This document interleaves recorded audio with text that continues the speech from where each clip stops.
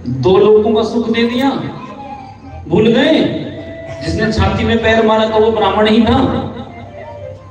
प्रभु ने कहा मुझे तो याद है, तुम भूल गई। तुम्हारा प्रेम पत्र जो लेकर आया था वो भी ब्राह्मण ही था। वो नहीं आता तो आज तुम भी यहां नहीं होती। क्या कहते हैं? विप्र प्रसादाद धरणी धरो हम, विप्र प्रसादाद कमलावरो हम, विप्र प्रसादाद अजितो जीतो हम, विप्र प्रसादाद मम राम नामम।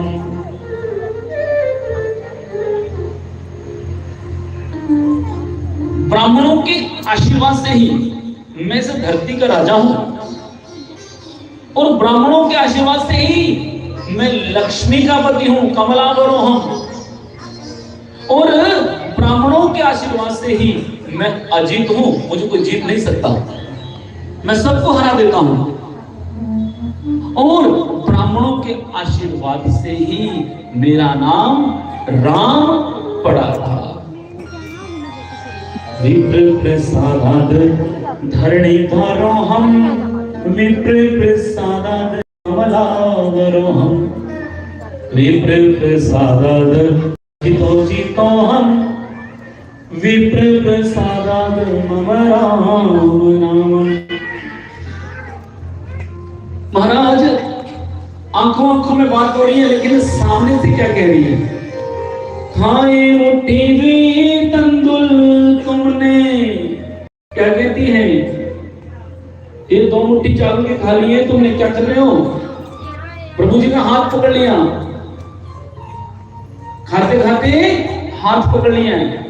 हाथ दो प्रभु को कमला कहे, नाथ का तो मनोचित धारी। हाथ पकड़ के कह रही, कहां है ध्यान आपका? खाए मुट्ठी द्वी तंदुल तुमने, दीन की औदरी लोक बिहारी। खाए मुट्ठी दी सारी अवनाथ, कहानी जीवास की आस बिसारी। रंग ही आप सम्मान किए तुम, चाहत आपन होन भिखारी। हाय मुट्ठी दी सारी अवनाथ। हाथ पकड़ लिया, महाराज क्या कर रहे हो? आंखों आंखों में बात कि 2 लोगों का राज दे दिया, अब तीसरी मत खाना, क्योंकि अगर तीसरी भी खा ली तो वैकुंठ भी दे दोगे तुम्हें। हाय मुट्ठी दी सारी अवनाथ, कहानी जीवास की आस बिसारी। हाथ पकड़ के कहा, महाराज कच्चा है, ज्यादा मत खाइए, खराब करेगा। सुदामा जी का हाँ हाँ बिल्कुल, मैं इतनी देर से समझाने की कोशिश कर रहा हूं, सुन ही नहीं रहा। बाकी सब बातें आंखों आंखों में हुई। कोई कच्चा चावल खाता है क्या? महाराज एक रात्रि सुदामा जी रुके हैं, अगली सुबह को वहां से चल दिए। भगवान जी ने धोती भी नहीं बदली कि देख भाई तू आए इतनी दूर से फिर जाएगा, तेरी धोती फटी हुई है, देख तेरे पाँव में जूता नहीं है, तू जूता पहन। बिल्कुल नहीं। मित्र का अपमान नहीं करना चाहते, मित्र की गरीबी का अपमान नहीं करेंगे। कोई मित्र गरीब है, कोई संकट की घड़ी है, महाराज आपके घर पहुंच गया, कपड़ा फटा है, जूता नहीं है पाँव में, तो हम बड़ी महाराज दयालुता दिखाते हैं, बड़े दीनदयाल बन जाते हैं हम। अपना जूता ले, ये पहन ले, देख फटे हुए जूते पहनने लगे, शर्ट उतार जल्दी उतार, ये वाली पहन ले। वो बेचारा शर्म का मारा पहन को लेगा महाराज। हम उस समय बड़े भारी दयालु बनते हैं, लेकिन हम करते क्या है? अपनी अमीरी दिखा रहे होते हैं कि मेरे पास है, तेरे पास नहीं है। अगर सच में दर्द है मित्र की गरीबी का, तो दूसरे दिन ही जाइए ना उसके घर आए हुए मित्र का अपमान मत कीजिए, उसके कपड़े उतरवा कर उसकी वही शर्ट बढ़िया है, कोई दिक्कत नहीं है। अगले दिन जाइए, पूरे परिवार के लिए कुछ ना कुछ लेके जाइए भाई। मेरे भगवान जी ने घर आए सुदामा जी की धोती भी नहीं बदली। जब जाने लगे द्वार पे पहुंचे तो सुनो भाभी को मेरा एक संदेशा दे देना, सुदामा जी एक संदेशा दे देना। एक माह में द्विपक्षों में द्वादशी होनी थी सो हो गई, अब ना ऐसी होए। भाभी तेरे द्वार पर नित्य द्वादशी होए। होनी थी सो हो गई, अब ना ऐसी होए। होनी थी तो हो गई, अब नहीं होगी। भाभी तेरे द्वार पर नित्य द्वादशी होए। जो एकादशी का व्रत रखते हैं ना भाई, वो द्वादशी में भंडारे लगाते हैं, जो यज्ञ करते हैं, जो अनुष्ठान करते हैं। और आज के बाद भाभी तेरे द्वार पर नित्य भंडारे ही लगेंगे। अब तक जो होनी थी तो हो गई। दरिद्रो यस्तु असंतुष्टा। दरिद्री कौन है? जो असंतोषी है। सुदामा जी परम संतोषी हैं। सोने की द्वारिका से महाराज लौट के आए हैं, देखा भी नहीं, छू के भी नहीं देखा। अच्छा सोने की है ना? बिल्कुल भी नहीं। व्यंजनों को भी देखकर आपने कथा सुनी कि खाने से मना कर दी थी। परम संतोषी। और जब मेरे प्रभु कृपा करते हैं तो महाराज, मैंने कहा ना कि छप्पर फाड़ के दे देते हैं। सुदामा जी के घर पहुंचने से पहले पहले सुदामा नगरी का निर्माण हो गया है। सुशीला जी महाराज बिल्कुल सज धज कर बिल्कुल परम युक्ति से दिख रही है महाराज। काशियां संग में चलती है। अब परीक्षा प्रारंभ होती है सुशीला जी की। सुदामा जी घर पहुंचते हैं, अपनी झोपड़ी नहीं दिखती है महाराज, महल दिखते हैं। तो द्वारपालों से पूछते हैं कि महाराज मेरी झोपड़ी थी यहाँ। बोले महाराज हमें तो नहीं पता, सेठ जी को पता होगी। बोले सेठ जी को बुलाओ। बोले वो तो यहाँ नहीं है, द्वारिका गए। क्या नाम है सेठ जी का? बोले सुदामा सेठ जी। बोले सुदामा जी तो मैं ही हूं, लेकिन सेठ होने का तो कोई सवाल ही नहीं है, तो सेठानी जी होंगी। बोले हाँ सेठानी जी हैं। तो बोला तो मन में विचार कर रहे कि कहीं उसकी वो मुरली वाले की, वो नटखट मोरपंखी वाले की कुछ कृपा ना हो गई हो। भैया दूर से देखूंगा, मेरी सुशीला होगी तो बात करूंगा, नहीं तो दूर से देख के लौट जाऊंगा। पर नारी से क्या बात करनी। अब महाराज खड़े हैं, सुशीला जी को द्वारपाल ने बताया है कि एक पंडित जी आए हैं, ये स्थिति महाराज अपनी झोपड़ी का पूछ रहे हैं। तो सुशीला जी बड़ी सज धज कर दासियों के साथ चलती आ रही। दूर से देखा ये मेरी सुशीला नहीं। धीरे धीरे पलट के जाने लगी। सुशीला जी दौड़ के आई, आके प्रणाम किया। अरे अरे स्वामी देखो देखो, द्वारिकाधीश ने हम पर कितनी बड़ी कृपा की है। बोलिए बाल कृष्ण लाल की। क्या कहा? कितनी बड़ी कृपा की है। मैंने आपसे 7 दिनों से कहता आ रहा हूं एक बार कि हम जब भी भगवान के यहाँ जाते हैं तो क्या कहते हैं? भगवान जी कृपा करना। और उस कृपा में क्या क्या छिपा होता है सबको पता है, उनको भी पता होता है। बोलो जय श्री कृष्ण। जब पतिदेव जाने लगे थे तो कह रही थी आप एक बार जाके आए, क्या पता वो प्रभु हम पर कृपा कर दे। सुदामा जी ने अरे भाई शीला तुम पर तो कृपा की है। सच में वो कृष्ण ने तुम पर कृपा की है, मुझे ऐसी कृपा नहीं चाहिए। इस कृपा से आने से दूसरी कृपा चली जाती है, भजन में मन नहीं लगता। इसलिए भाई तुझ पर ये कृपा की है, तो ये कृपा भोग, मैं अपनी झोपड़ी में ही रहूंगा। सुशीला जी ने कहा महाराज स्वामी जी आपके साथ ही कृपा चाहिए, आपके बिना नहीं। मैं आपके सुख और दुख दोनों की संगिनी हूं। अब ऐसा नहीं है कि सुख आएगा तो मैं अकेली सुख भोगूंगी। अगर ये सुख, अगर ये कृपा की है तो ये कृपा हम दोनों पर होगी, नहीं होगी तो दोनों पर ही नहीं होगी। ये थी सुशीला जी की परीक्षा। अंदर गई है, वो नूतन वस्त्र उतार महाराज पुनः पोटली निकाली है, वही गरीबी वाली, वही साड़ी पहनी है, वही सब कुछ। प्रणाम किया, अच्छा प्रभु इस जन्म में ये कृपा मेरे भाग्य में नहीं है, ये कहकर महल से बाहर निकल रही है। द्वारकाधीश ने पीछे से आवाज दी, अरे सुदामा जी, अरे ओ सुदामा जी। महल के अंदर से निकल के आ रहे हैं। बोलो जय श्री कृष्ण। जय श्री कृष्ण। कहां जा रहे हो? अरे देख भाई देख कन्हैया, ऐसी कृपा पाने से भजन में मन ना लगे। सुदामा जी मेरा भोग समझ कर ये कृपा पाइए। दिव्य भंडारा लग चुका है, भूखों को, संतों को, साधुओं को, ब्राह्मणों को सबको भोग करवाइए और ये कृपा दिन दुगनी रात चौगनी बढ़ती चली जाएगी। बोलिए बाल कृष्ण लाल की जय, बोलिए श्री वृंदावन बांके बिहारी लाल की जय। आना जी मेरे घर आना, मेरे बांके बिहारी। आना जी मेरे घर आना, मेरे बांके बिहारी। आना जी मेरे घर आना, मेरे बांके बिहारी। आना जी मेरे घर आना, मेरे बांके बिहारी।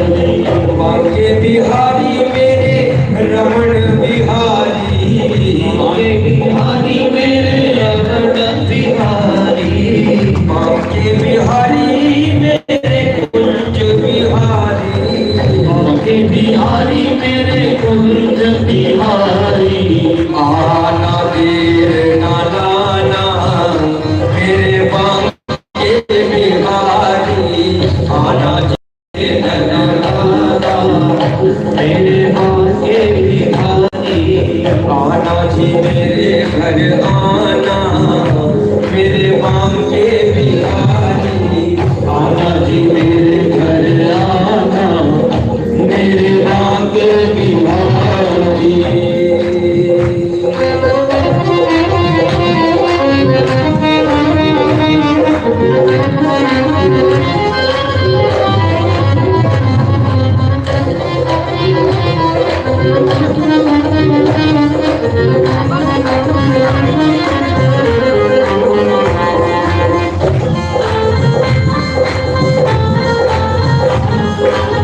छोटी सी झोपड़ी में छोटा सा परिवार है।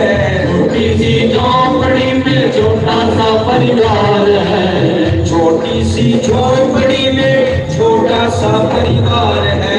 छोटी सी झोपड़ी में छोटा सा परिवार है। आना रे आना प्यारे तेरा इंतजार है। आना रे आना मेरी तेरा इंतजार है। छोटा सा परिवार है, तेरा इंतजार है। छोटा सा परिवार है, तेरा इंतजार है।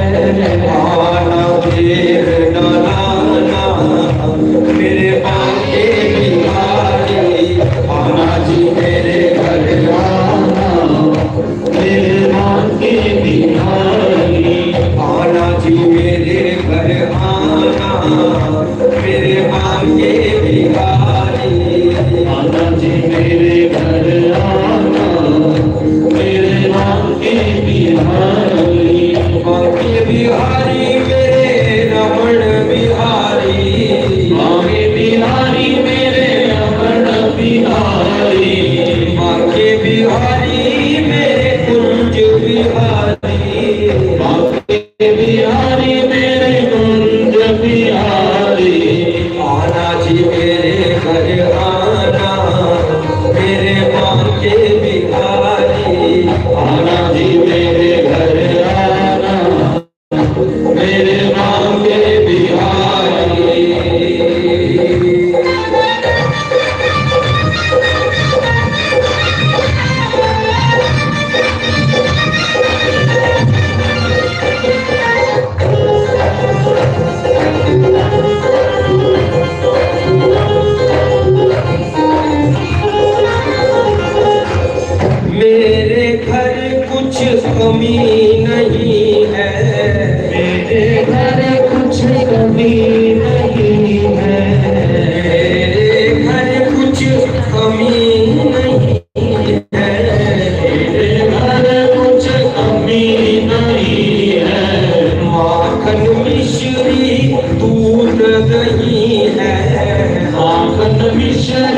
दूध नहीं है, कमी नहीं है, दूध नहीं है, कमी नहीं है, दूध नहीं है।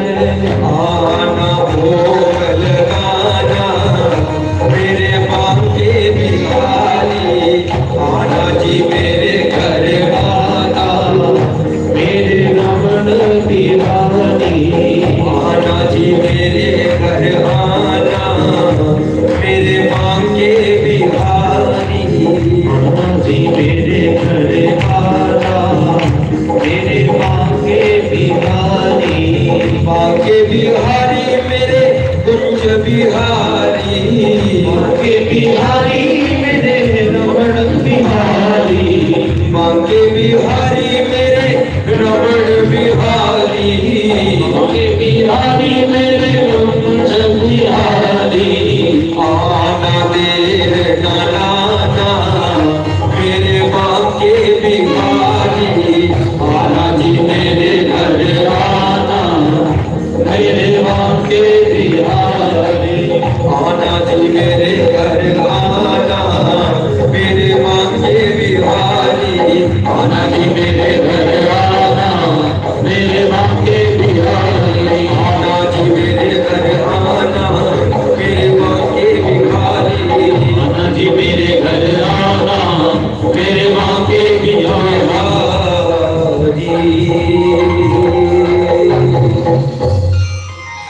आना जी मेरे घर आना मेरे बांके बिहारी।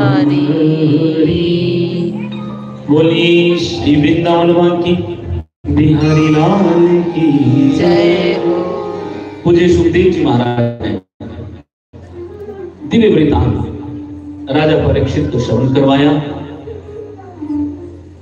पूज्य सुखदेव जी महाराज राजन से कह रहे, राजन एक बार बहुत बड़ा सूर्य ग्रहण लगा। उस सूर्य ग्रहण में कुरुक्षेत्र क्षेत्र में महाराज सारे के सारे महाराज यदुवंशी पधारे, भगवान जी आए हैं, इधर गोपियां, मां यशोदा, राधा जी इत्यादि सब पधारी हैं। इतने वर्षों के बाद आज प्रभु मां यशोदा से मिले हैं। भगवान की पत्नी को पता चला कि राधा जी आई हुई हैं, अन्य गोपियां, अन्य महाराज परिवार आया हुआ है, गोपियां इत्यादि सब आई हुई हैं। तो रुक्मिणी के मन का भाव था कि मैं राधा को एक बार देखूंगी, राधा कैसी है। आज महाराज प्रभु से पूछने लगी, क्या राधा भी आई है? तो उन्होंने कहा हाँ जरूर आई है, आपकी आज्ञा हो तो मिलाऊं। प्रभु ने कहा हाँ भाई जरूर मिलना चाहिए, मिलकर आओ। अब महाराज जब खाली हाथ आने लगी तो प्रभु ने कहा सुनो, राधा को दूध बड़ा प्रिय था, खाली हाथ मत जाना, दूध लेके चली जाना। अब रुक्मिणी जी ने महाराज दूध गर्म किया, दूध लेके गई, दूध थोड़ा गर्म नहीं था। जब राधा जी से मिलने गई तो प्रथम द्वार पर एक सखी खड़ी, इतनी सुंदर कि क्या कहते। उस सखी को राधा जी समझ बैठी और प्रणाम कर दिया। बोलो जय श्री कृष्ण। जय श्री कृष्ण। प्रणाम किया, राधा जी मैं प्रणाम करती हूँ, मैं रुक्मिणी भगवान जी की मुख्य पटरानी। तो उस सखी ने प्रणाम करके कहा, अरे अरे रुक्मिणी जी आप, मैं राधा नहीं हूँ, राधा तो अंदर है। अब अंदर गई महाराज, दूसरे द्वार पर सखी खड़ी है, वो उस सखी से भी बहुत सुंदर। अब उस सखी को जाके प्रणाम कर दिया। उसने कहा मैं भी राधा नहीं हूं, राधा अंदर है। 7 दहलियां, 7 दहलियों के 7 सखियां खड़ी हैं, सातों को प्रणाम करती जा रही। कभी एक को राधा समझे, कभी दूसरी को समझे, कभी तीसरी को, कभी चौथी को, पांचवी को, छठी को। 7वीं दहली में जाके जब प्रणाम किया महाराज, उन्होंने कहा देखो देखो क्षमा करना, हम राधा नहीं है, राधा जी अंदर लेटी हुई हैं। अब रुक्मिणी जी ने कहा कि मैं पहुंच गई। लेटी हुई राधा जी हैं। एक चद्दर पूरे शरीर पर है, लेकिन केवल पांव का अंगूठा बाहर है, पैर का। वो पैर का अंगूठा रुक्मिणी जी ने देखा, इतना सुंदर है, इतना सुंदर है कि क्या कहना। रुक्मिणी जी को समझ में नहीं आ रहा कि राधा कितनी सुंदर होगी, बुलाऊं कि नहीं बुलाऊं, सो रही है कि जग रही है। फिर सोचा चलो कोई बात नहीं, एक आवाज देके देख लेती हूँ। राधा जी, राधा जी तो एकदम से चादर हटाई, सीधी उठ के खड़ी हो गई। कभी मिली नहीं थी, पहली बार में ही समझ गई, हाथ में दूध का गिलास देख के, रुक्मिणी जी ठीक हो, हमारी कन्हैया ठीक है। और रुक्मिणी जी तो महाराज हक्की बक्की से रह गई, कमाल हो गई, इतनी सुंदर कि उस सुंदरता को शब्दों में बयान ही नहीं किया जा सकता। कुछ नहीं बोल पाई। यह प्रश्न मन में सोचा था, मैं राधा से ये पूछूंगी, मैं राधा से वो पूछूंगी, मैं राधा से ये वाली बात पूछूंगी, मैं राधा से वो वाली बात, कुछ बोल ही नहीं पाई। रुक्मिणी जी को महाराज राधा जी ने बिठाया है, बैठ गई हैं, हाथ में दूध का गिलास पकड़ा था, बस इतना कह पाई, जी ये दूध ग्रहण। नहीं नहीं, जब से कन्हैया ने वृंदावन छोड़ा मैंने दूध को हाथ ही नहीं लगाया। अपनी सबसे प्रिय वस्तु, सबसे ज्यादा प्रिय था दूध, दूध को हाथ ही नहीं लगाया।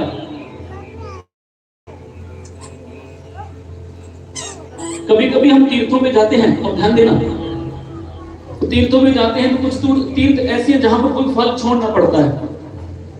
तो महाराज वहां ब्राह्मण लोग, संत लोग कहते हैं, भाई यहाँ आए हो तो यहाँ का नियम है कि यहाँ एक फल आप छोड़कर जाओगे कि आज के बाद इस फल को नहीं खाओगे।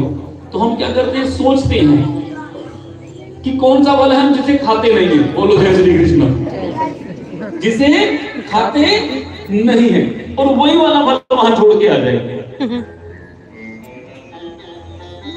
उस प्रभु को मनाने का तरीका है त्याग। कैसा त्याग कर रहे हो? फल कौन सा? जो फल बहुत ज्यादा प्रिय हो वो वाला फल छोड़ना है, जो नहीं खाते वो वाला नहीं छोड़ना है। क्योंकि एक वस्तु का त्याग करोगे तभी दूसरी प्राप्त होगी। बिना वैराग्य के, बिना त्याग के प्रभु नहीं प्राप्त होते। राधा जी को सबसे प्रिय दूध था तो दूध ही छोड़ दिया। जब तक मेरे कन्हैया मुझे नहीं मिलेंगे मैं दूध को हाथ भी नहीं लगाऊंगी। अब जैसे ही महाराज रुक्मिणी ने कहा, उन्होंने ही तो भेजा है। इतनी बात सुननी थी कि गिलास लिया एकदम से, सब कुछ भूल गई। एकदम से महाराज पी लिया, गर्म दूध था। राधा जी ने पूछा, भजन होता है प्रभु का? कितनी मालाएं होती हैं? कोई और चर्चा नहीं, फालतू चर्चा बिल्कुल नहीं। भजन होता है, कितनी मालाएं होती हैं, कैसा भजन होता है, कितनी बार भजन करते, भजन की ही चर्चा होगी।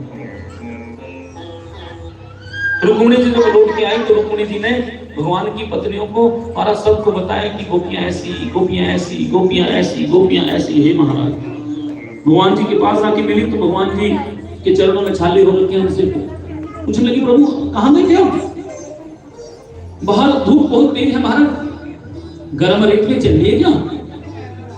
छाले हो रखे। प्रभु ने कहा, रुक्मिणी ये सब तुम्हारी देन है। वो हाथ जोड़ के बोली, महाराज मैंने क्या किया?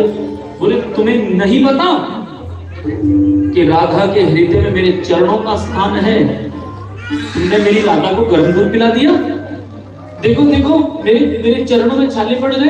अब इस बात से तो रुक्मिणी जी को और क्रोध आ गया। कल्याण नहीं हुआ, ईर्ष्या भाव उत्पन्न हो गया।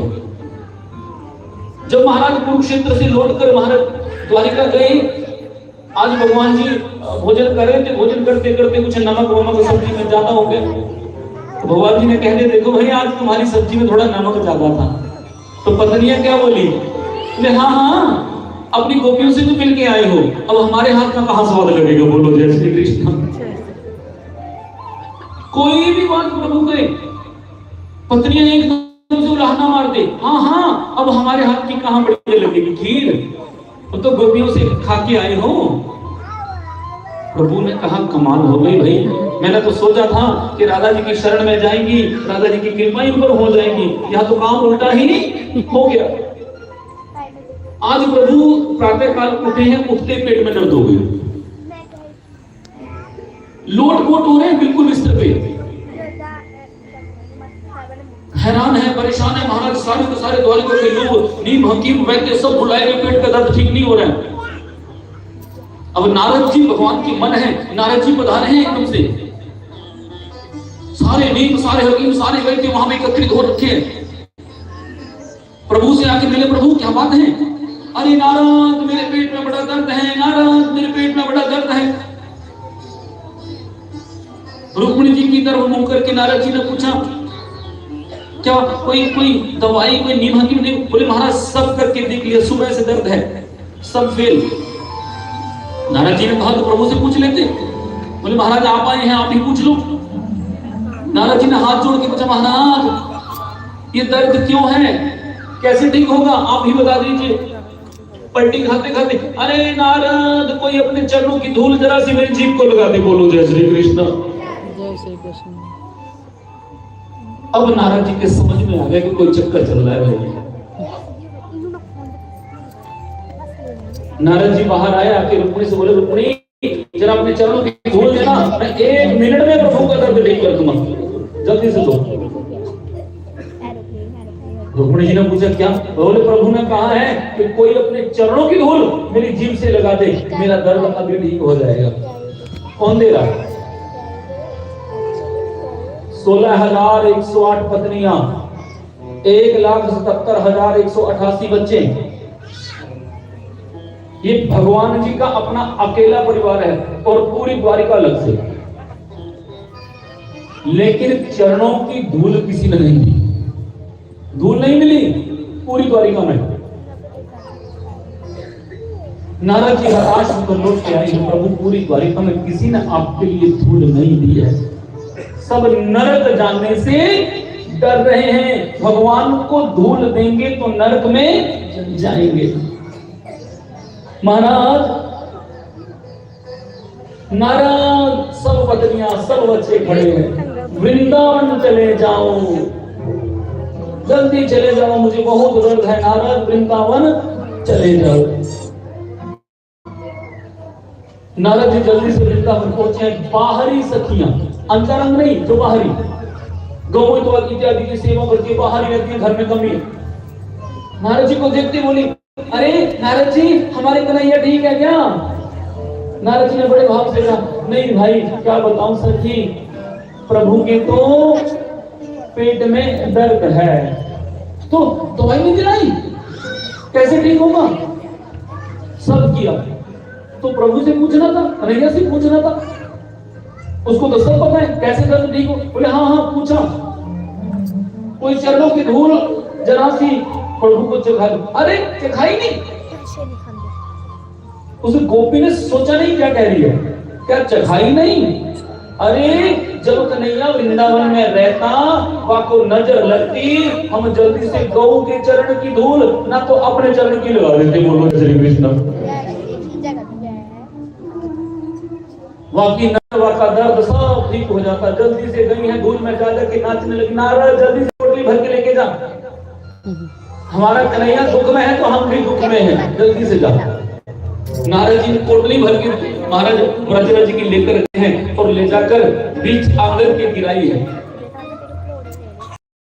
वृंदावन से धूल की पोटली लाया हूँ, किसी के और भी ईर्ष्या रूपी पेट में दर्द हो तो वो भी खा लो, उनके भी हट जाएगी, बोलो जय श्री कृष्ण। जय श्री कृष्ण। दिव्य वृत्तांत पूज्य सुखदेव जी महाराज राजा परीक्षित को श्रवण करवा रहे हैं।